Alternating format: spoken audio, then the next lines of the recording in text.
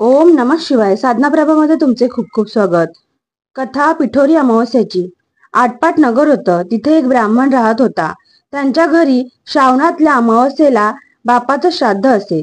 इकडे दरवर्षी काय होई, ज्या दिवशी श्राद्ध असे त्या दिवशी सकाळपासूनच त्याच्या सुनेच्या पोटात दुखू लागायचं आणि ब्राह्मण जेवायला बसण्याच्या वेळेला ती बाळंत होऊन मूल मरून जाई.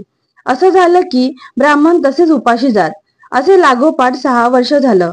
7व्या वर्षीही असंच झालं. तेव्हा सासरा खूप रागावला. त्यानं मेलेलं पोर तिच्या ओटीत टाकलं व त्या सुनेला त्यानं रानात हकलवून लावलं. सुनेला जणू वनवास आला. ती घोर अरण्यात गेली. तिथं तिला एक झोटिंगाची बायको मिळाली. तिनं विचारलं, बाई ग, तू कोणाची कोण? या घोर अरण्यात येण्याचं कारण काय? आलीस तशी येथून लवकर जा, नाहीतर माझा नवरा झोटिंग येईल आणि तुला मारून खाऊन टाकील. ते ऐकून ब्राह्मणाची सून म्हणाली, तसंच होऊ दे. तेवढ्याच करिता मी इथं आले आहे. ती झोटिंगाची बायको नवल करत म्हणाली, बाई ग, तू इतकी जीवावर उदार का झाली आहेस? ब्राह्मणाची सून सांगू लागली, मी एका ब्राह्मणाची सून. दरवर्षी मी श्रावणी अवसेच्या दिवशी बाळंत होई. माझे मूल मरून जाई. त्याच दिवशी आमच्या घरी माझ्या आजे सासऱ्याचं श्राद्ध असे. माझं असं झालं म्हणजे श्राद्ध कार्याला आलेलं ब्राह्मण उपाशीच परत जात. अशी माझी 6 बाळंतपणे झाली. 7व्या बाळंतपणातही अमावस्येलाच मूल मेलं आणि ब्राह्मण उपाशी गेली. त्याचा माझ्या सासऱ्यांना खूप राग आला. ते म्हणाले, तुझ्या बाळंतपणामुळे माझा बाप 7 वर्ष उपाशी राहिला. आता तूच या घरात राहू नकोस. म्हणत त्यांनी मेलेलं मूल माझ्या ओटीत घातलं आणि मला हकलून दिलं. म्हणून मी या अरण्यात आले. आता मला जगून तरी काय करायचं आहे? असं दुःख सांगून ती रडू लागली. झोटिंगाची बायको तिला म्हणाली, अगं बाई, रडू नको, भिवू नको. अशीच थोडीशी पुढं चालत जा. तिथं तुला एक शिवलिंग नजरेला पडेल. बेलाचं झाड दिसेल. तिथं झाडावर चढून बसून राहा. रात्री देवकन्या, नागकन्या, साती आसरा बरोबर घेऊन तिथं पूजेला येतील. पूजा झाल्यावर खीरपुरीचा नैवेद्य दाखवतील आणि अतिथी कोण आहे म्हणून विचारतील. त्यांनी असं विचारल्यावर मी आहे असं ओरडून म्हण. त्या तुला पाहतील. कोण कुठली विचारतील तेव्हा तू तुझी सगळी हकीकत त्यांना सांग.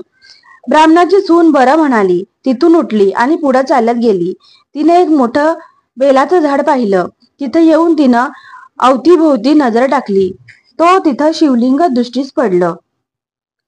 तशी ती त्या बेलाच्या झाडावर चढून राहिली. संध्याकाळ उलटली. रात्र झाली. तिथं देवकन्या, नागकन्या, साती आसरा सह आल्या. त्या सर्वांनी शिवलिंगाची पूजा केली, नैवेद्य दाखवला आणि अतिथी कोण आहे म्हणून विचारलं.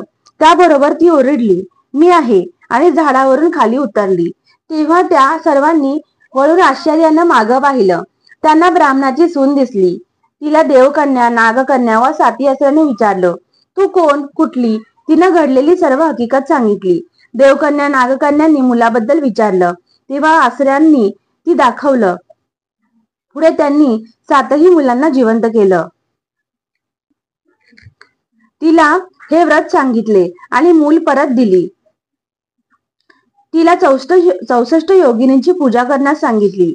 आसरा म्हणाल्या, हे व्रत केल्यामुळं मुलं दगावत नाही, सुखी राहतात व त्यांना दीर्घायू आरोग्य लाभते. ब्राह्मणाच्या सुनेनं त्यांना मनपूर्वक नमस्कार केला. व्रत विचारून ध्यानी ठेवले. ती मुलांसह आपल्या गावी परतली. लोकांनी तिला पाहिलं आणि ब्राह्मणाला जाऊन सांगितलं, भटजी बुवा, तुमची सून घरी येत आहे असं म्हणाले. ब्राह्मणाला ते खोटं वाटलं. तो दाराशी येऊन पाहत असताना त्याला 7 मुले व सूनबाई दृष्टीस पडली. तो घरात आला. मुठभर तांदूळ आणि तांब्याभर पाणी घेऊन आला.